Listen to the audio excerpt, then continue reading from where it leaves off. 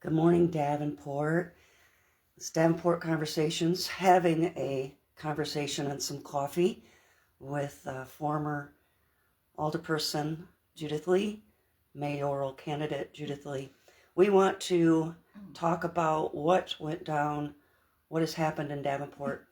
I think the most recent thing that we're going to start with will be the what happened with the settlement agreements and this recent judgment that came down on 12/24, I believe, 12/23 or 12/24, from Judge McDaniel from the case from Dr. Dirks. So, Judith, you were on the council when the settlement agreements went through the system. One of the things I had big issues with was the votes and who voted and who didn't. I would really like to hear what you say happened versus the narrative, what really happened versus the narrative, and those meetings in 2023, October and December, please. Hi, Cheryl. Hi, Davenport. You know, it's a very complicated situation in terms of what happened and the lawsuits. So just really quick, what we know is that Tom Warner entered into agreements based on no legal representation of Thorndike and Torres. They represented themselves, they wrote it up, and then they gave it to him. He entered into agreements, he signed it, and then he never told anybody. So with Thorndike and Torres, that was purely behind the scenes. Council didn't know it until he'd actually written an email to like 7 people on council, explicitly leaving me and Tim Kelly and Alderman Cornett, off the email and telling them not to tell us. And he used the process. If I don't hear from you by 5:30, I think it was, then I'm going to go ahead and finish these. And apparently, according to the court depositions and testimony, nobody responded, so he finished them up. They ultimately got released through KWQC, which is how everybody found out what was said and what the agreements were, so that when they went public.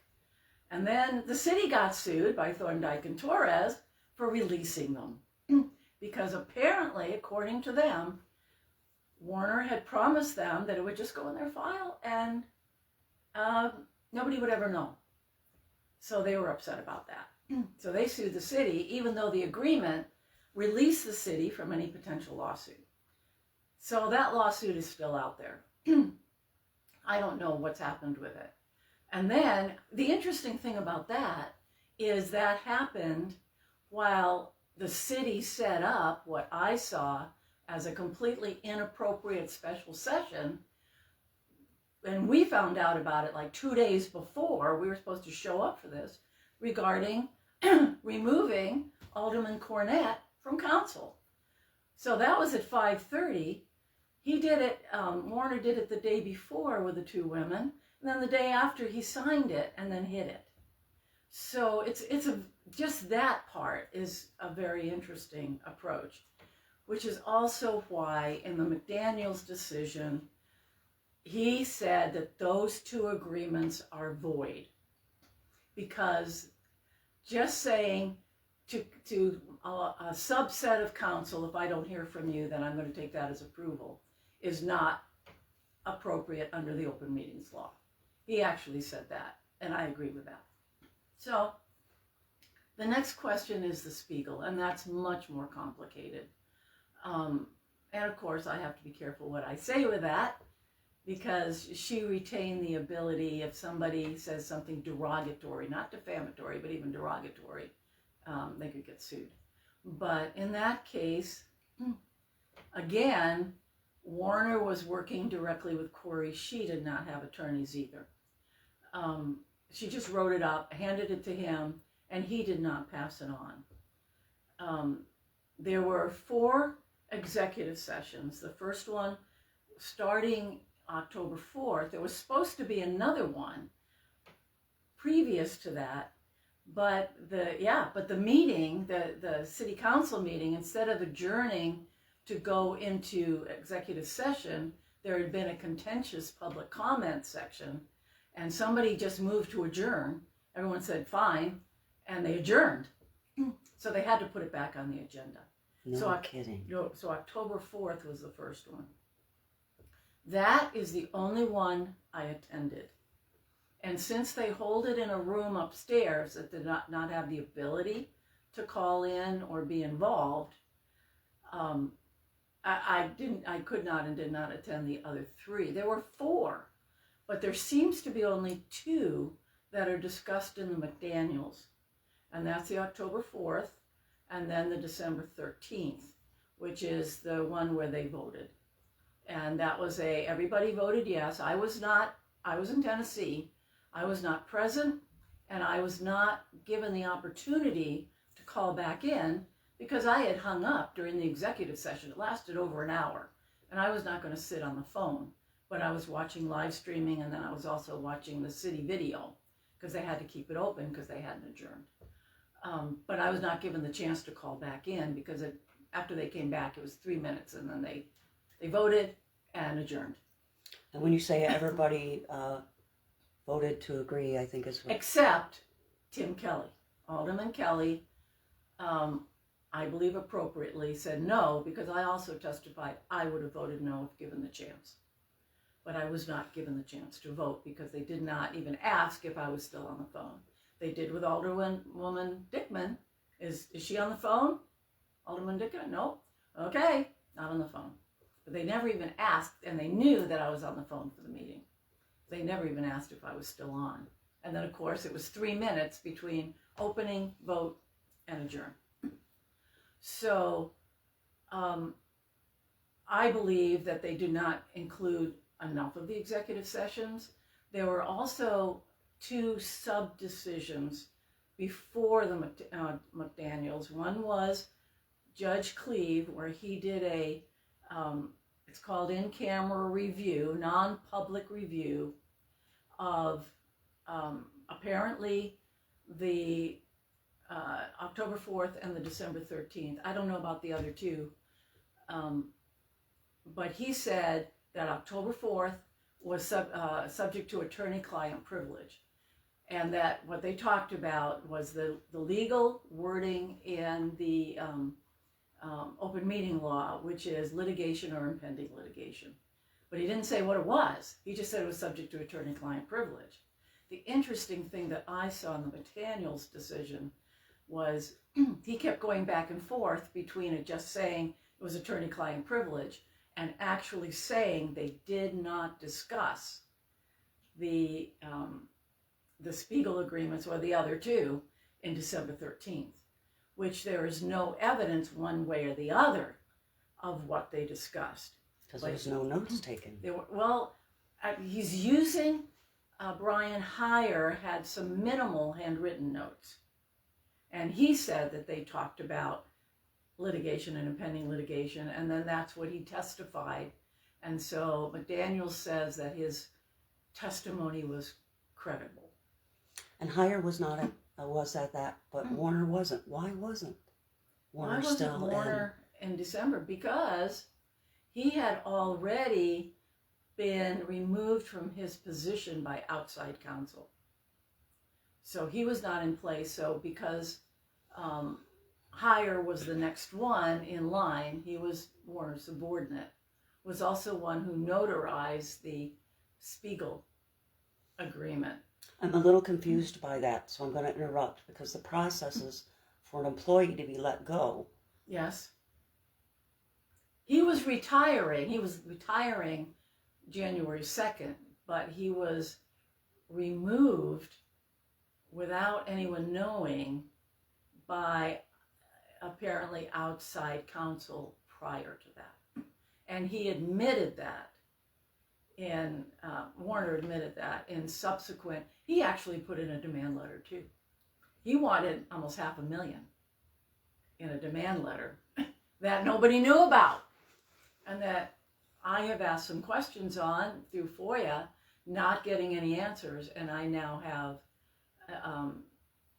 a complaint in front of the Iowa Public Information Board for our current corporation counsel for not responding to my FOIA at all over 6 months about Warner's demand letter for $500,000, including because his health was affected and he couldn't be a lawyer for a while. So he wanted all this money. And who was he blaming, since the narrative around the others include you? Oh, yeah. And I personally he blamed know me better. too. He blamed me too. Everybody blamed me. I was the happy scapegoat, I guess. But nobody had any documentation, and my attorney asked for all the documentation of everything that I was accused of, and they had nothing. And there was nothing in my file. As a matter of fact, it ultimately came back to where Tom Warner never responded to my attorney. Interesting. Yeah. I know I cannot be the only person confused by what went down and how it went down and things that just don't make sense. And even the fact that you were named as a person in harassment when that person that named you actually had another lawsuit where they were named for harassment that the city settled from a former fire chief. Yes. I think it was $650,000. I can't spend the time adding up how much money this one person cost taxpayers. I can't.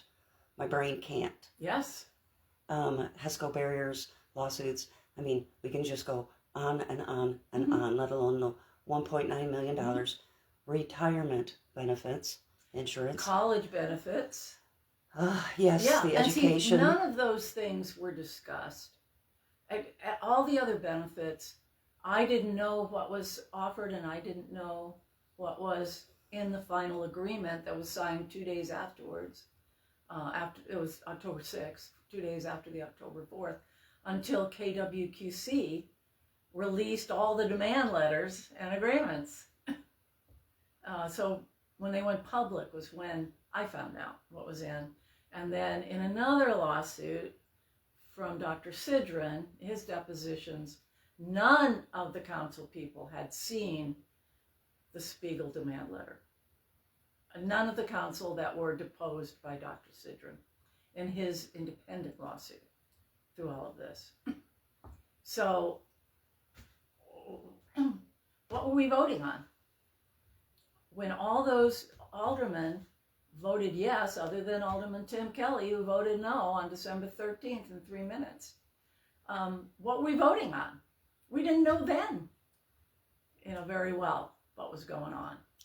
So the other interesting thing is Judge McDaniel said, everyone had a chance to comment on December 13th during public and he kept naming Dr. Sidran for making comments during the public comment period. However, he also kept saying, and this was true, that the vote on ratification of the 3 already signed agreements, ratification meaning after the fact as opposed to approving prior to signature, okay?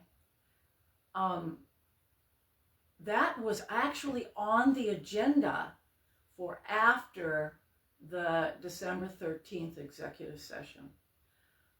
But they never gave the public, and there were still people in chambers.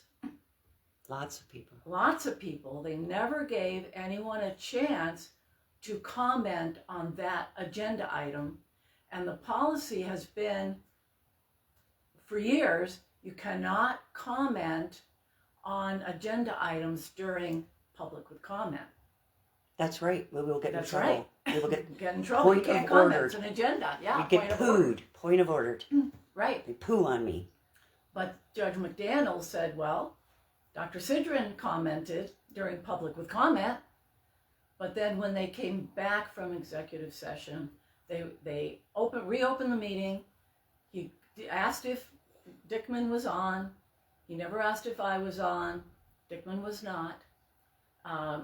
Alderman Lynch was also gone. She left after the first meeting, the open meeting. So there were only 7 people. And everyone voted yes, yes, yes, yes, yes, yes, except for Tim Kelly, and he voted no. So on that, they would have had a quorum. They had a quorum. Yes, they did. Even with that amount of money, it was still a quorum. It was a quorum. Interesting. Yes, it was. It was well a quorum, the 7. So that's, I mean, there's so much more.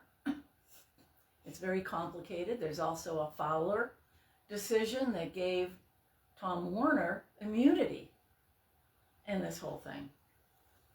So, And who is Fowler? A judge? A judge. I'm sorry, Judge Fowler. Yes. And so did the case then come in front? How would this judge get involved? We've got 3 judges. Well, and there were a couple of interim actions between the filing of the lawsuit that ultimately ended up before Judge Cleve and Judge Cleve's decision. There were a couple of things in between, and if I remember right, one was the Cleve decision about the in-camera review, and the other was the Fowler decision about whether Warner violated a section of city code and state code. And they said because it wasn't clear, I mean, he was the attorney. He was given qualified immunity by Judge Fowler. So, and that also builds in some statute of limitations type things that play into McDaniel's decision. There's questions of whether McDaniel's had conflict of interest.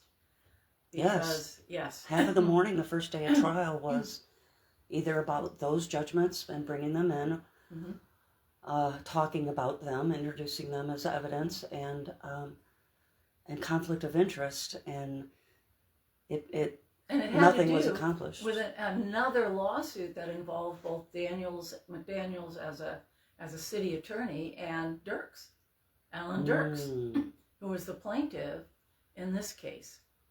And McDaniel said, I believe that I can be impartial. So he refused to recuse himself. And that would be like our city council self-policing with their conflict of interest votes. Yes. Which is bass backwards. Which is a whole other issue. It's bass backwards. Yes, it is. So there's more. It's complicated.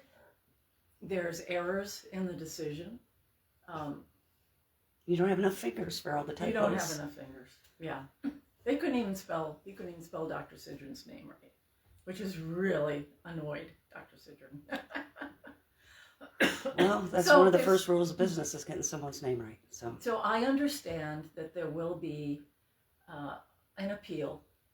And with something like this, it is appealed to the Supreme Court directly, rather than going through the appeals court. And the Supreme Court determines whether it's just a garden variety appeal where there's nothing really new to be added to the jurisprudence, whereupon they send it back to an appeals court, or whether there's issues at hand that the Supreme Court feels are important enough to handle. And that's what happened with the overall qualified immunity case regarding 324 Main Street. The Supreme Court kept it and then made the decision on qualified immunity that the city doesn't have it. So I believe that's what's going to happen here. I am not a lawyer. I don't know. It's going to take a while, I'm sure, for the plaintiff to put together the record to go before the Supreme Court. They get to do a written brief, provide all the documentation from, the trial transcripts, the exhibits, everything that exists, and then make a brief, and then I think they get to speak each side for like 15 minutes before the Supreme Court. And then the Supreme Court makes a determination on whether to keep it. If they keep it, then once again, all the way to the Supreme Court. Yeah. State Supreme Court. We do have one comment. State Supreme Court, correct. And this is from John, and I believe that he's referring to Warner with his comment, and the city paid him for his legal services at Brooks Law Firm. He may have been talking about McDaniel's. That's why I want McDaniel's. Yes. Okay, and the city paid him for his legal services at Brooks Law Firm. It's representing the city. And I believe it was less than a year before McDaniels left to become a judge. So that would have been one of the conflict of interest points that was brought up. So That no, is- it was. I do not believe that was brought up at the time of the trial. I don't remember it. This That is the was first I've heard discovered about it. So. After the trial. Which means it's too late to ever have it submitted into evidence based on what I saw sitting in on this trial because it missed a timeline. I don't, again, I'm not a lawyer. I don't know if information that was not known at the time, it was available, but it was not known at the time by the parties. And John's commented again that it was less than a year, he believes, that the representation of the city and then... For the city, yes. For the city, yes. And then being the judge deciding a case against the city. Well, actually, he found it really, in terms of Spiegel, for the city, because hers was not void, even though at one point in the decision he decides that it is, he states that it was void for Spiegel, but apparently he made a mistake because after that he disagrees. So anyway, it's a complicated situation. There's much more than that, more than we have time here. And again, I'm not a lawyer and I can't go into great detail, except during my deposition for the Dirks case, I would say something and the city's attorney kept saying, well, she's not a lawyer, she doesn't have the ability to say this. And then on cross-examination by the city's attorney, under Layton Waterman, he asked me if I agreed with Judge Cleave's decision about the in-camera review of the October 4th and December 12th, 13th meeting. And I'm saying, well, I'm not a lawyer, even, I did not say this, but I did say I did not agree that council assented in that October 4th meeting. Because I was there. And not to settle and then sign. Which is why they so much did not want that October 4th meeting minutes admitted into the trial, Yes. Dr. Dirk's trial. So now I understand why they fought so hard, because Yes. not being there, not knowing, all I know is they really fought against. And well us as against taxpayers. The state auditor. They also fought the state auditor from getting in-camera review. And just so everyone understands, when they're going to court and fighting this, we're paying for it. Oh, we're paying not only our corporation counsel, but outside counsel. And every time we appeal, apparently the hourly rates go up for outside counsel. Really? Yeah. So when you take it to the next level, the fees go up. Does the expertise go up? Same people. Just curious if there's, same people. if what we're paying extra for, since taxpayers are paying for it. Yeah. And what I saw watching the Dirks trial. Because you were there. Yes. There was 3 attorneys representing the city, including corporate counsel, Sam Huff, who is paid probably a salary. Yes. And then the 2 outside counsel. And that was 2.5 days, almost 3 full days of trial time, plus the preparation time.